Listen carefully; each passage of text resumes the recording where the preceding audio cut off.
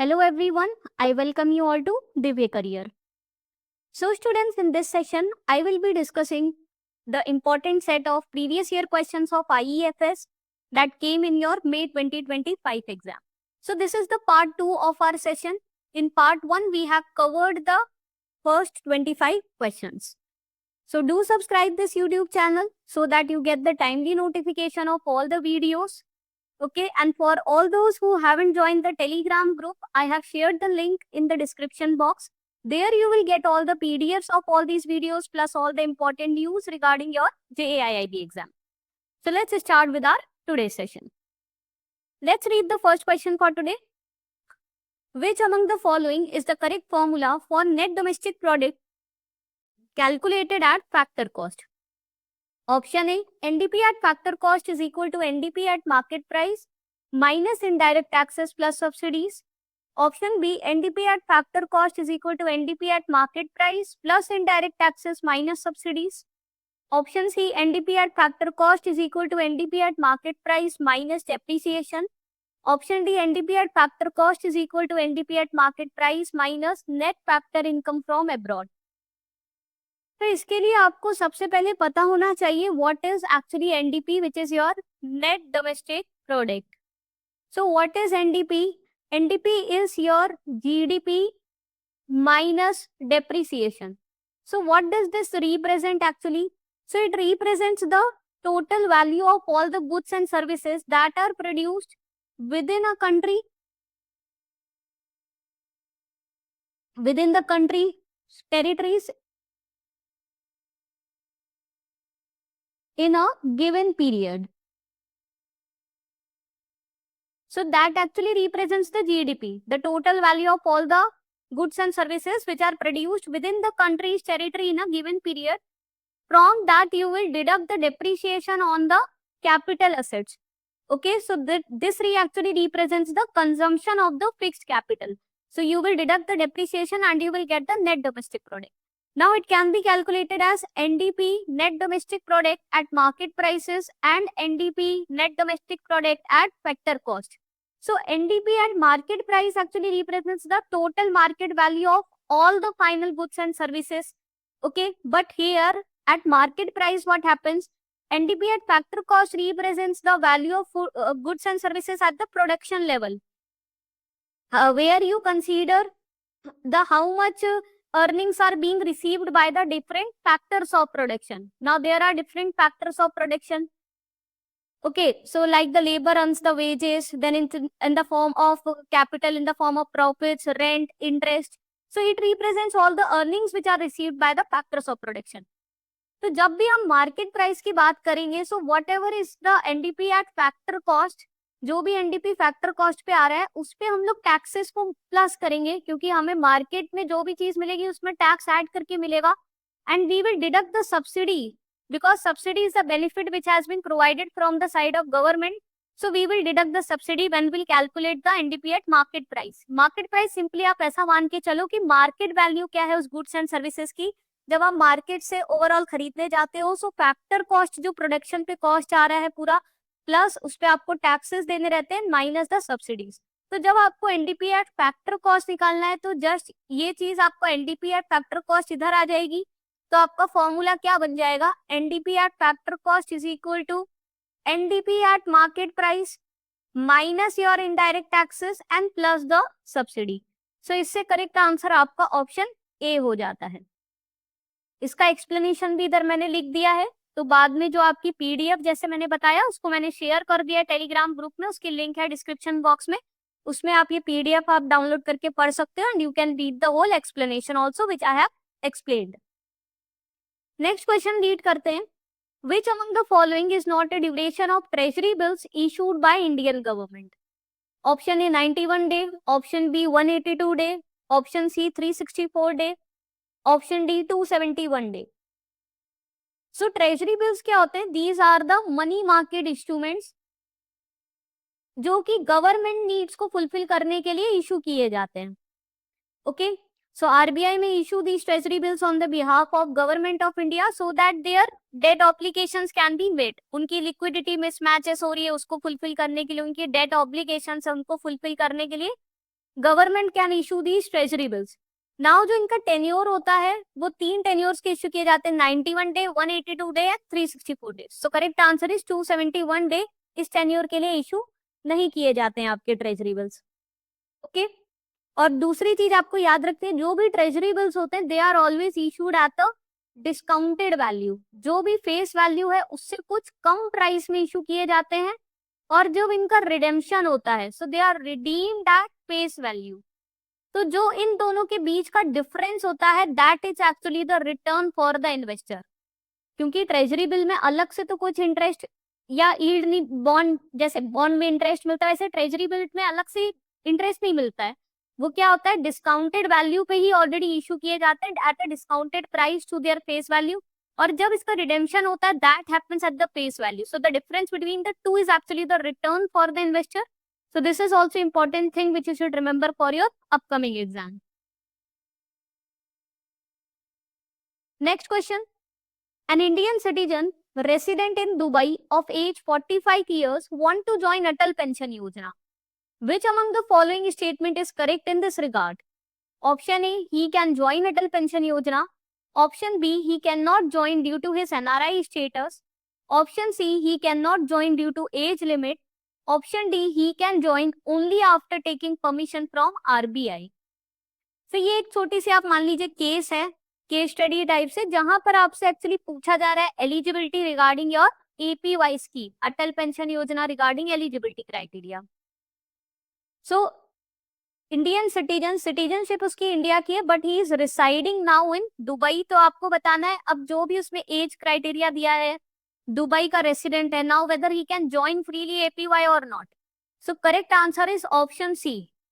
इसमें बहुत से स्टूडेंट्स गलती करके आए थे and they marked option B as the answer because they thought that NRIs can not join APY, but ऐसा कुछ नहीं है। Whether you are Indian residents और whether you are NRIs, both are eligible to join APY, but इसमें जो age limit होती है that is between 18 to 40 years। अप टू 40 years only you are eligible to join APY.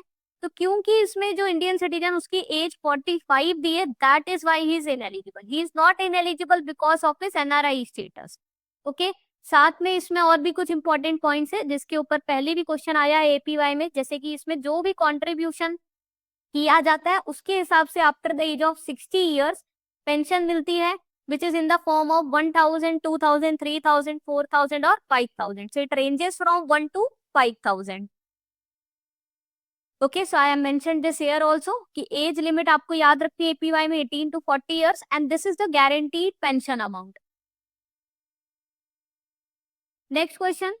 Which of the following country is not a member of Asian Clearing Union? Option A Bangladesh, Option B India, Option C Afghanistan, Option D Iran.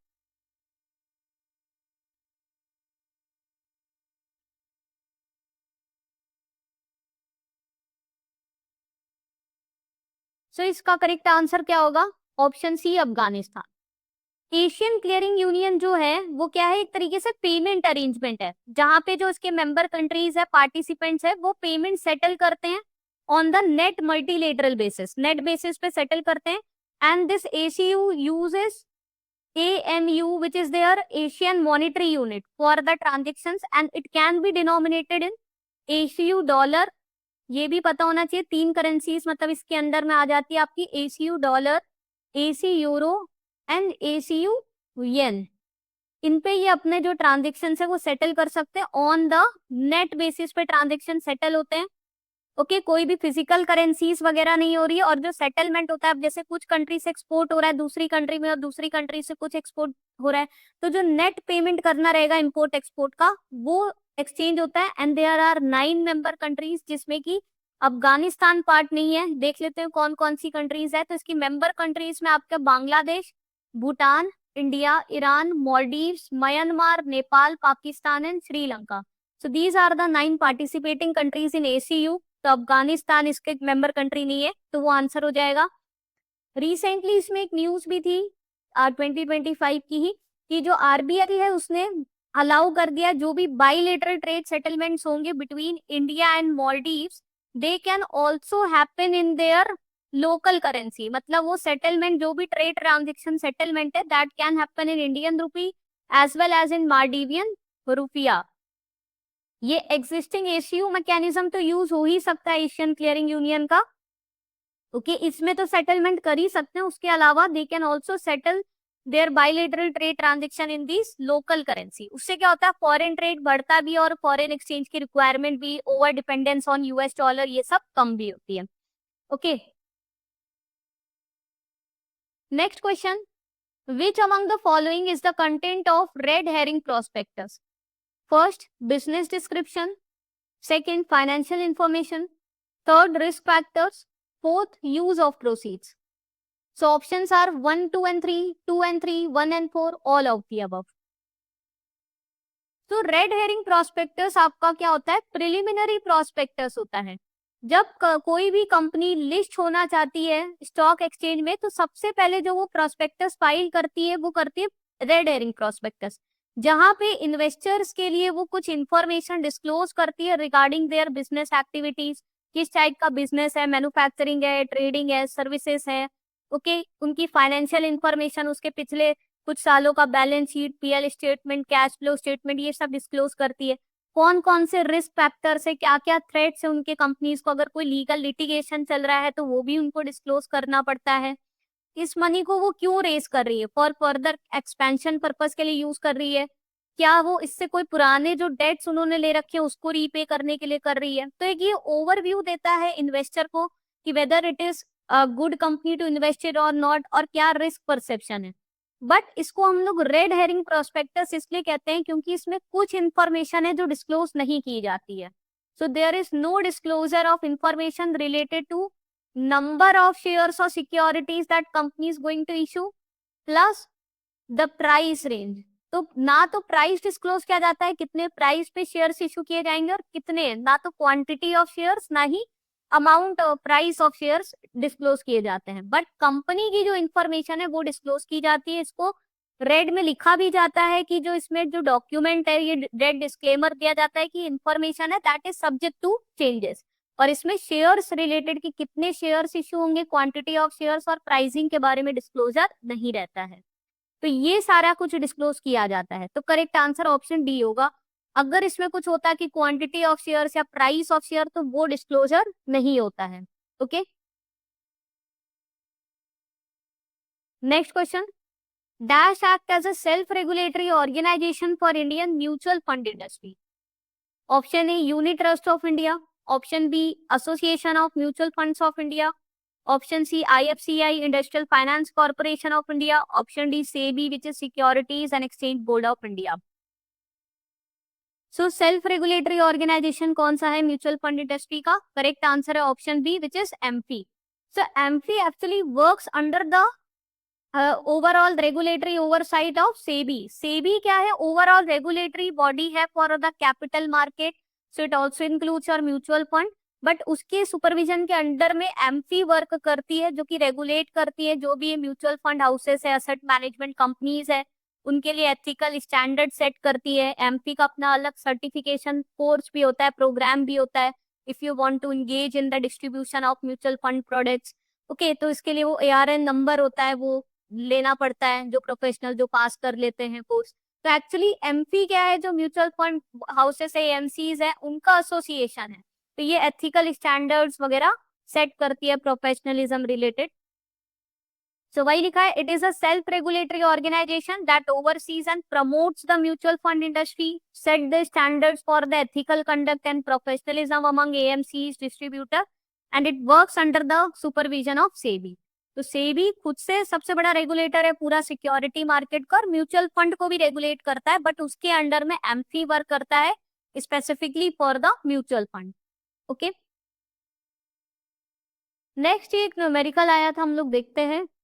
Calculate the price at which quantity demanded and supplied is at equilibrium.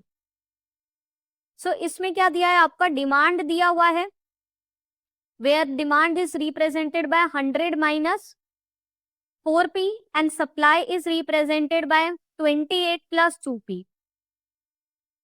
So इसमें आपको क्या find out करना है, P is the price, so you have to find the price at which quantity demanded is supplied is at equilibrium. तो equilibrium पे क्या होता है, इक्विलिब्रियम पे quantity demanded is equal to quantity supplied. So demand is equal to supply हो जाता है equilibrium पे। सो डिमांड हमारा डी से रिप्रेजेंटेड है, डिमांड क्या दिया है 100 minus 4p। So that will be equal to supplied which is 28 plus 2p। So 100 minus 28 is equal to 72 is equal to 6p।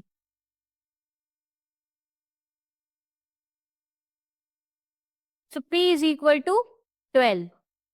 ठीक है, तो ये ऐसे सॉल्व करना था। इसका सोल्यूशन यहाँ पे दिया हुआ भी है, you can go through it.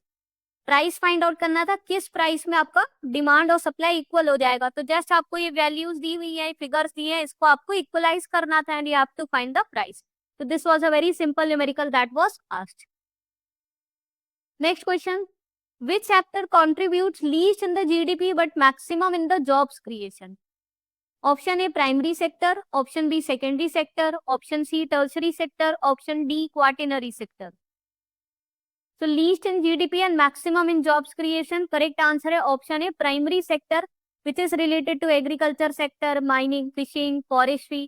तो इसमें सबसे बड़ा contribution है towards the job creation especially in the unorganized sector। But GDP contribution की जब बात करते हैं so it contributes least in the GDP। Okay, secondary sector में आपका इंडस्ट्रियल मैन्युफैक्चरिंग सेक्टर आ जाता है। Tertiary sector is your services sector which is growing. Okay, and quaternary sector is a part of a tertiary sector, quaternary and quinary sector, which includes the knowledge part. Okay. Next question. A dash economy is one in which government makes the major decisions about the production and consumption. Option A, market economy. Option B, command economy. Option C, mixed economy. Option D, capitalistic economy. So कौन सी type की economy में major government के पास पूरा control होता है over the production and consumption decisions? Correct answer is option B, command economy. Market economy या कैपिटलिस्टिक इकोनॉमी एक होती है जहां पे जो प्राइवेट सेक्टर्स होते हैं, प्राइवेट फर्म्स होते हैं, उनके पास खुद का डिसीजन होता है कि कितना प्रोड्यूस करना है, कंज्यूम करना है, depending upon their profit motive. ठीक है, उसके हिसाब से वो कॉर्पोरेट्स अपना अपना डिसीजन लेते हैं। बट जहां पे गवर्नमेंट ज्यादा कंट्रोल करती है over production and consumption, that is called command economy. Mixed economy जहाँ पे गवर्नमेंट कंट्रोल ओवरऑल रखती है कि कुछ भी मोनोपोली वगैरह नहीं आ रही है, कंपटीशन को रिस्ट्रिक्शन नहीं हो रहा है, बाकी प्राइवेट हाउसेस अपना डिसाइड कर सकते हैं how much they want to invest and produce. So that is a mixed economy. So if we talk about India, India comes under the mixed economy. Okay. Next is, which among the following is the characteristic of forfeiting transaction? First, forfeiting can be defined as financing exports by the discounting export receivables evidenced by the bills of exchange or promissory note. 2, it is carried out for short term. 3, it is mostly done on without recourse basis.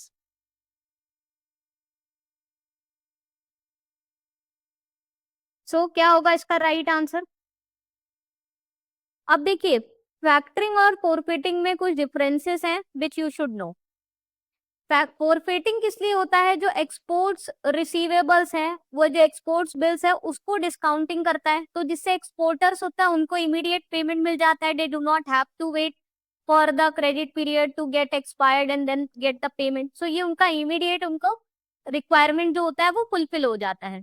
So it is use for financing exports. ये domestic transaction के लिए फोरफेटिंग use नहीं होता है। Domestic transaction के लिए आपका factoring use होता है। Factoring can be used for both domestic as well as for exports, but forfeiting सिर्फ और सिर्फ एक्सपोर्ट्स के लिए ही यूज होता है। It is carried out for a short term, तो ये गलत है, ये लॉन्ग टर्म के लिए होता है। Okay, and it is mostly done on without recourse, तो ये सही है, it is done without recourse. अब जो ये होता है फोरफेटर होता है, अब उसकी रिस्पॉन्सिबिलिटी है जो भी पैसा है वो कलेक्ट करे उससे, बायर से। अगर वो नहीं भी देता है तो उसमें लॉस फोरफेटर का है, he cannot proceed against the exporter now. Okay, and it provides up to 100% of the invoice value.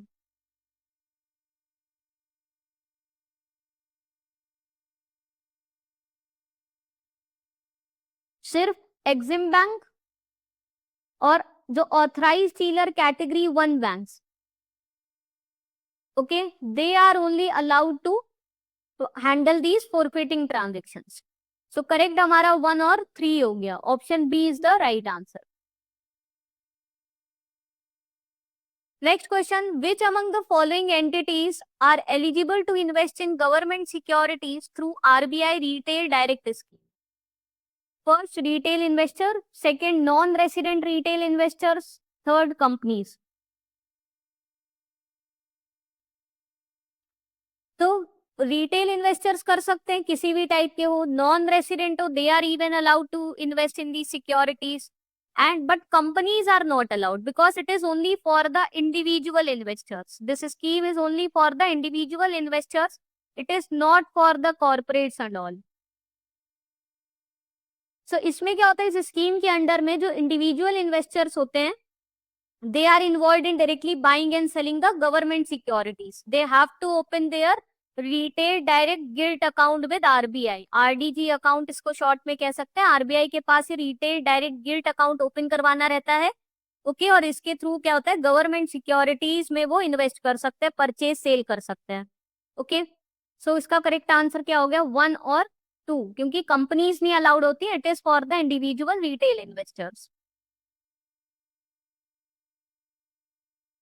Next, Prime Minister Jeevan Jyoti Bima Yojana scheme is available to the people in age group of death. Option A 18 to 40 years, option B 18 to 50 years, option C 18 to 55 years, option D 20 to 70 years. So इसका correct answer होगा option B 18 to 50 years. So PMJBY में जो age limit है that is 18 to 50 years. If you have already enrolled in the scheme and you are doing the auto renewal, ठीक है, then you can get the facility extended up to the age of 55 years. 55 years तक आप इसका फायदा ले सकते हो by renewing it on an annual basis, but entry की जो एज लिमिट है that is restricted up to 50 years. वहीं पे अगर हमारा प्रधानमंत्री सुरक्षा बीमा योजना का पूछा जाए, which is an accidental insurance scheme, वहां पे एज लिमिट है आपकी 18 to 70 years, which is for accidental insurance. साथ में इसमें जो कवरेज होता है that is up to ₹2 lakhs in case of death, any type of death is covered. Suraksha Bima only covers the accidental death, या फुल डिसेबिलिटी एक्सीडेंटल डेथ होता है then इसमें अप टू 2 lakhs तक का कवरेज होता है। अदरवाइज अगर आपका पार्शियल डिसेबिलिटी है तो उस केस में 1 लाख तक का कवरेज होता है, okay. Next question is your actual numerical. Let's see. A future order of 100 units at rupees 1800 per unit with a premium of rupees 100 sold at 2150 per unit. Calculate the profit or loss. So क्या बोला है, future order है 100 units का, by कितना करना है, 1800 rupees per unit पे करना है, 100 units buy, and you have to pay the premium of rupees 100 for entering into this future transactions, and the selling price is 2150 per unit. अगर वो सोल्ड बाद में 2150 इतने रुपए पे होता है, you have to calculate whether it's a profit और the loss for the trader. So देखिए फ्यूचर प्राइस क्या है, बाई प्राइस क्या है फ्यूचर का, फ्यूचर बाई प्राइस कितना है रुपीज 1800, साथ में इसमें प्रीमियम भी उसको पे करना पड़ रहा है, premium to be paid is rupees 100। So total cost per unit कितना हो गया, 1900 हो गया। This is per unit. Order कितने का था, 100 यूनिट्स का। So for 100 units total cost कितना हो गया,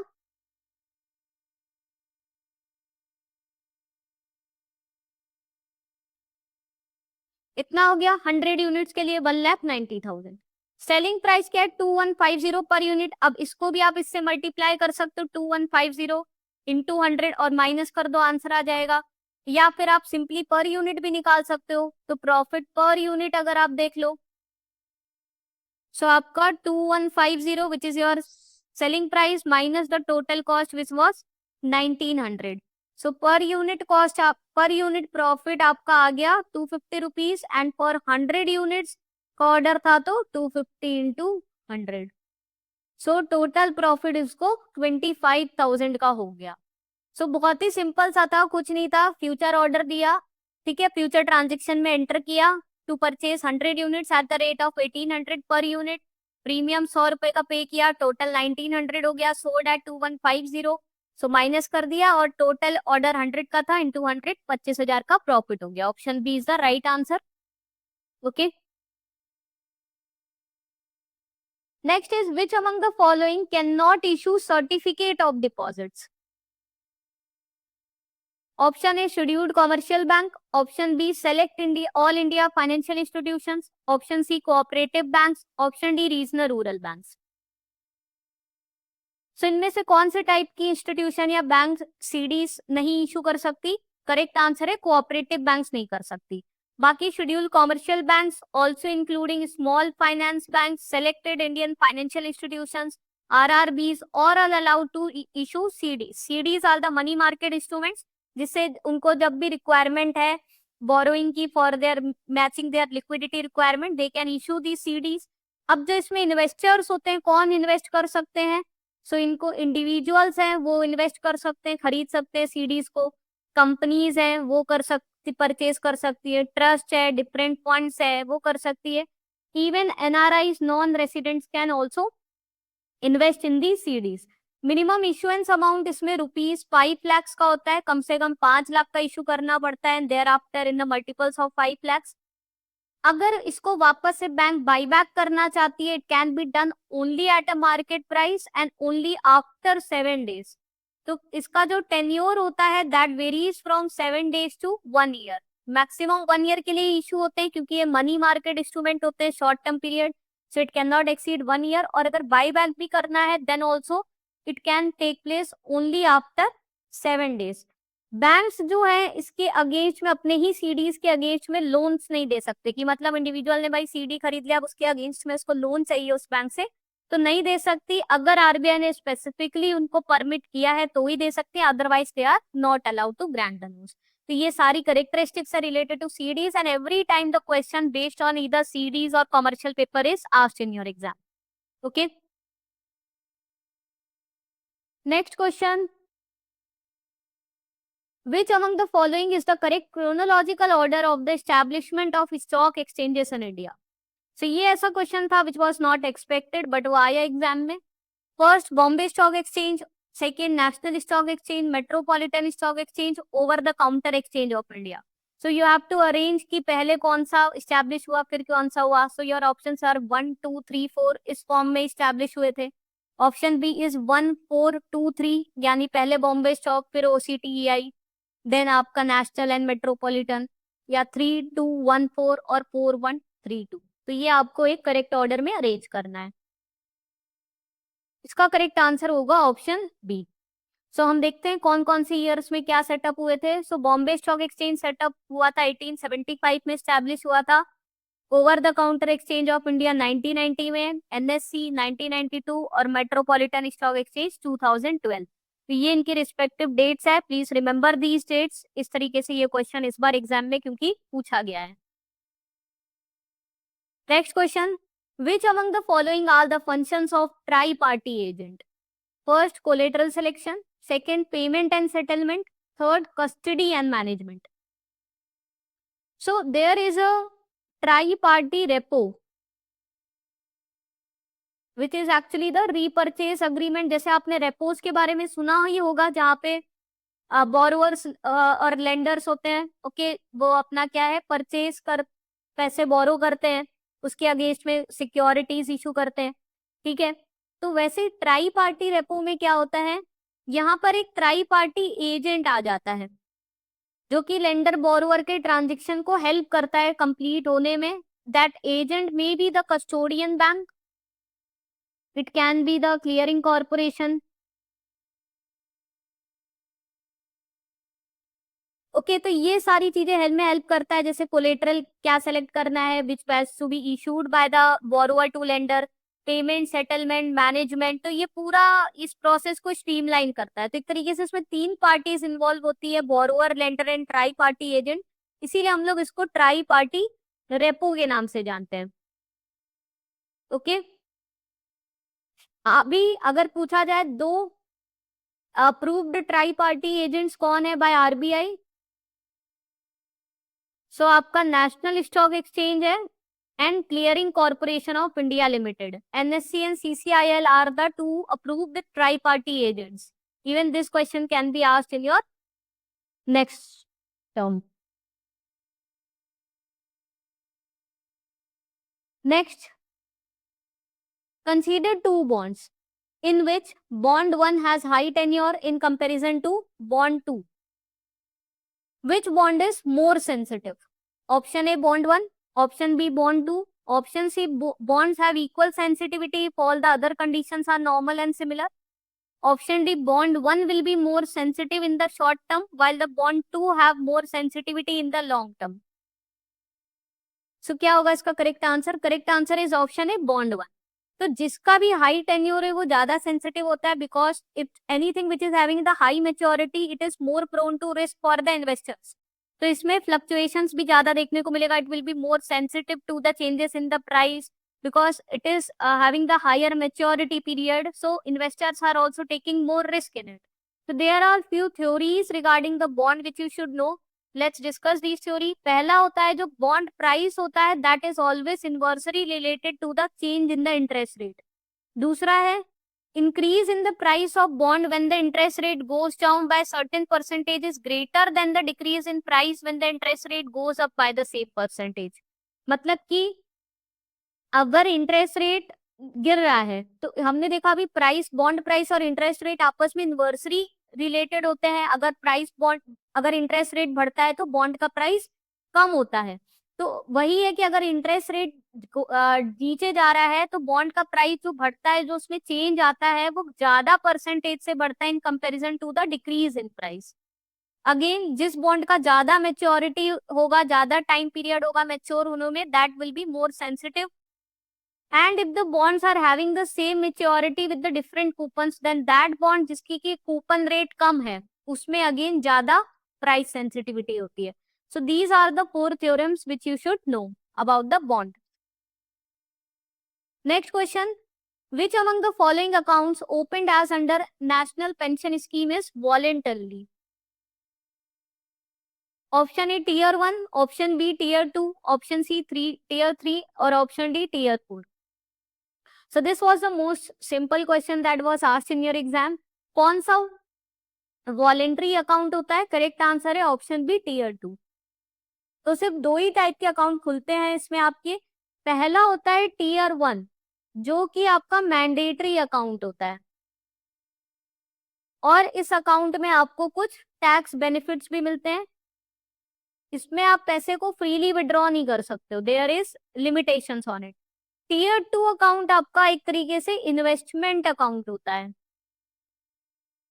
जो आपके पास एक्स्ट्रा पैसा है तो आप इसमें इन्वेस्ट कर सकते हैं. This is an optional account, mandatory नहीं होता है. मर्जी हो तो आप टीयर 2 खोलिए.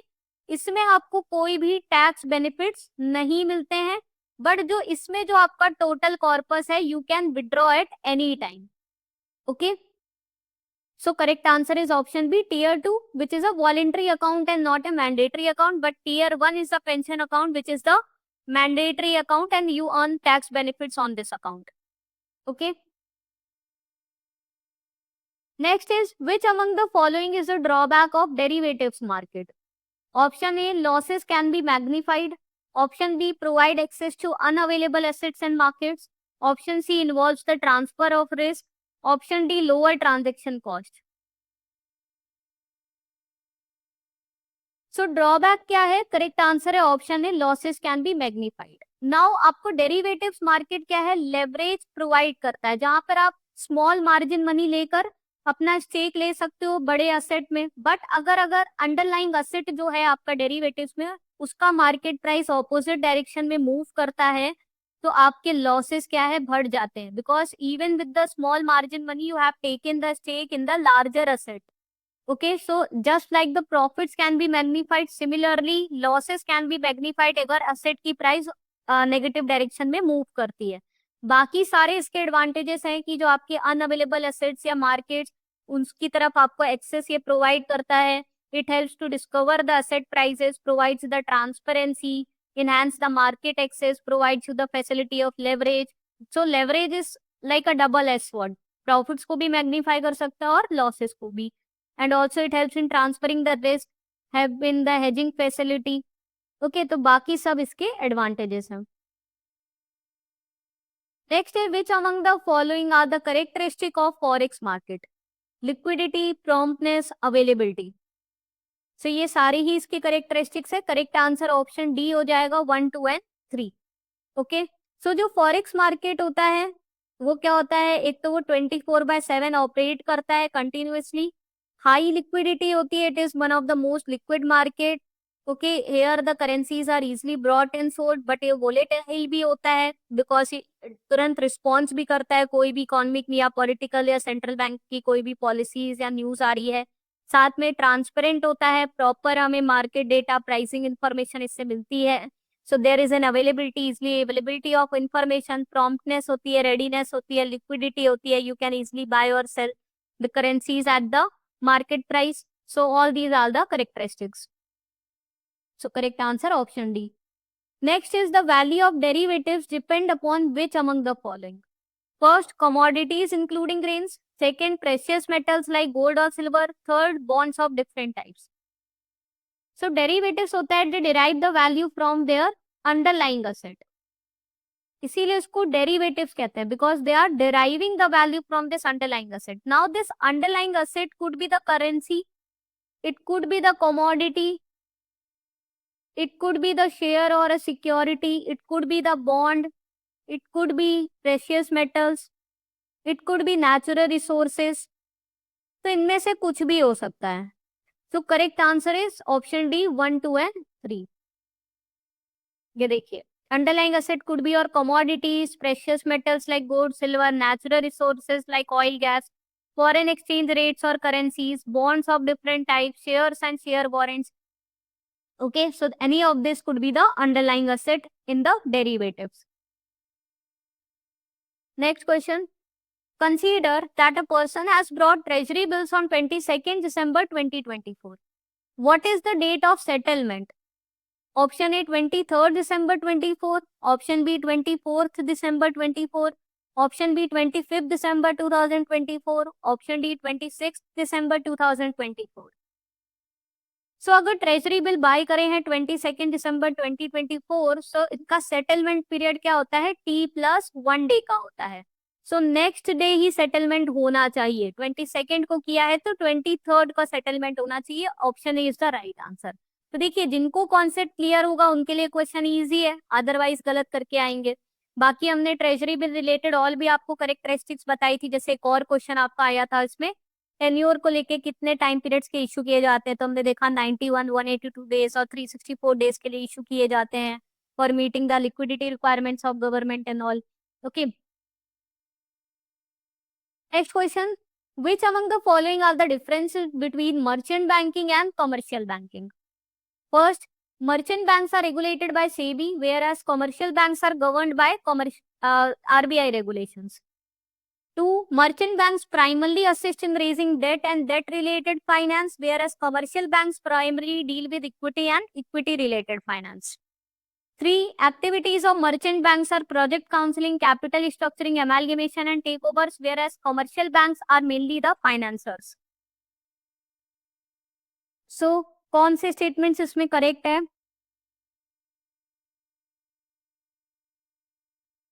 सो फर्स्ट वाला करेक्ट है. मर्चेंट बैंकिंग का रेगुलेटर आपका सेबी है, securities exchange board of India, और जो कमर्शियल बैंक है उनको रेगुलेट आरबीआई करता है. फर्स्ट करेक्ट है. सेकंड क्या कह रहे हैं, merchant bank assist in raising debt. नहीं, आपको डेट की जरूरत है, लोन्स की जरूरत है, उसके लिए कॉमर्शियल बैंक्स है. It helps in raising the equity related financing. किसी कंपनी को लिस्ट करने, अपने शेयर्स आईपीओ प्रोसेस करना है, तो इक्विटी के थ्रू शेयर्स लिस्ट करके शेयर्स को सेल करके पैसे को रेज करती है. So merchant banks help in raising the finance through equities mode, whereas commercial banks help in raising through debt mode, which is like the loans. So ये opposite लिखा है तो ये इनकरेक्ट हो गया. देन थर्ड वाला करेक्ट है. Merchant banks project counselling, capital structuring, किसी कंपनीज को एडवाइस करना, किससे मर्जर, एक्विजिशन, फाइनेंसिंग, ये सब पूरा इन सब में हेल्प करता है. कॉमर्शियल बैंक मेनली अपना नॉर्मल डिपॉजिट्स, लोन्स ये सब करती है provide. So third is also correct. So 1 और 3 आपका राइट है. Option C is your right answer. Next question based on leasing. An aircraft of Indian company is being leased to a company in UAE for short term. Which among the following lease is most appropriate in this case? Option A, capital lease. Option B, operating lease. Option C, finance lease. Option D, any of the above. So correct answer है option B, operating lease. अगर कोई भी asset आपका short term short time period के लिए lease out हो रहा है, it is known as operating lease. Okay, where you get the right to use the asset, right to use the asset again which you pay the rentals of using the asset. और जो finance lease होता है that is a long term lease which is equivalent to like a purchase of the asset at the end of tenure. So यहाँ पर जो अगर finance lease है that there the it will be shown in your balance sheet also which is for the long term which is like the transferring the ownership rights also. But operating lease में there is no transfer of ownership, you just get the right to use the asset for the short term. Okay, and it is also not reflected in your balance sheet. But finance lease होगा तो वहां पर आपका balance sheet में show होता है. अगर आपने एक्चुअल कंपनी की बैलेंस शीट देखी है सो असेट में आपका राइट टू यूज असेट आता है और लाइबिलिटी साइड आपकी लीज लाइबिलिटी आती है. अगेन वो भी डेप्रिशिएट होता है समय के साथ साथ और आप इसका रीपेमेंट भी करते रहते हो. ओके, तो उसके साथ ये वैल्यू कम होती जाती है over the period of time. तो ये कहाँ होता है? जब फाइनेंस लीज होती है. बट ऑपरेटिंग लीज अगर होती है शॉर्ट टर्म पीरियड के लिए तो वो जस्ट आप जो रेंटल पेमेंट्स कर रहे हो that will be recorded in your PL statements, that will not be recorded in your balance sheet. तो एक्चुअल में कंपनी कैसे अकाउंटिंग करती है वो भी आपको थोड़ा सा पता होना चाहिए. ओके, शॉर्ट टर्म है, correct answer option B, operating lease हो गया. So operating lease is a short term rental agreement where the lessor retains the ownership and lessee makes the regular payment for its users. Okay, last question. Which among the following is the reason for allowing the qualified institutional placement in India in 2006 by SEBI? Option A, to enable listed companies raise the money from domestic markets in a short span of time. Option B, to help the issuers diversify their shareholdings. Option C, to not dilute the shareholding and right of already shareholders. Option D, to provide for issuing instruments at prices lower than the markets. So the correct answer is option A. So qualified institutional placement में क्या होता है, जो already listed companies है, already share market में listed companies है, वो अपने शेयर्स वगैरह इशू कर सकती है to the qualified institutional buyers. Qualified institutional buyers की कैटेगरी में आपके बैंक्स है, म्यूचुअल फंड्स है, ये सब आते हैं, वेंचर कैपिटल फंड्स है, ये सब आते हैं क्वालिफाइड इंस्टीट्यूशनल बायर्स में जो लार्ज अमाउंट में इन्वेस्ट करते हैं, नॉट द रिटेल इन्वेस्टर्स. तो उनके लिए क्या होता है, ये मोड काफी इजी होता है. They could easily bypass the complex regulatory process, जो कि पब्लिक से अगर रेज करना है तो उसमें रेगुलेटरी प्रोसेस काफी लेंथी होता है, टाइम टेकिंग होता है. ये काफी शॉर्ट होता है and they get easily access to the finance from these QIBs. तो इसी के लिए QIP इंट्रोड्यूस किया गया था. Okay, it provides the faster mode of issuing shares and also provides the better pricing. तो स्टूडेंट्स, इसी के साथ हमारा आज का सेशन ओवर होता है. तो इसके साथ हमारे पास इंपॉर्टेंट क्वेश्चंस थे, जो भी आपके प्रीवियस ईयर एग्जाम में 2025 में IEFS रिलेटेड आए थे, वो हमने कवर करे इन 2 पार्ट्स, पार्ट 1 एंड पार्ट 2. दोनों पार्ट्स देख लीजिएगा. इसके बाद हम लोग नेक्स्ट PBB के क्वेश्चंस लेकर आएंगे जो प्रीवियस ईयर में आए थे, देन अकाउंटिंग के, रिटेल बैंकिंग के. तो जरूर से चैनल को सब्सक्राइब कर लीजिए आप, जिससे आपको टाइमली नोटिफिकेशन मिल जाए जब भी ये सारे वीडियोस आए. और टेलीग्राम ग्रुप को भी ज्वाइन कर लीजिए, उसका लिंक हमने डिस्क्रिप्शन बॉक्स में दे दिया है. इन सभी वीडियोस के PDFs आपको टेलीग्राम चैनल पे टेलीग्राम ग्रुप में मिल जाएंगे. साथ में JIB की जो भी इंपॉर्टेंट न्यूज है वो सब भी हम लोग टेलीग्राम ग्रुप में शेयर करते हैं. And you can also interact with other students freely on that group. Okay, so keep watching the videos and keep learning. See you in the next session. Thank you.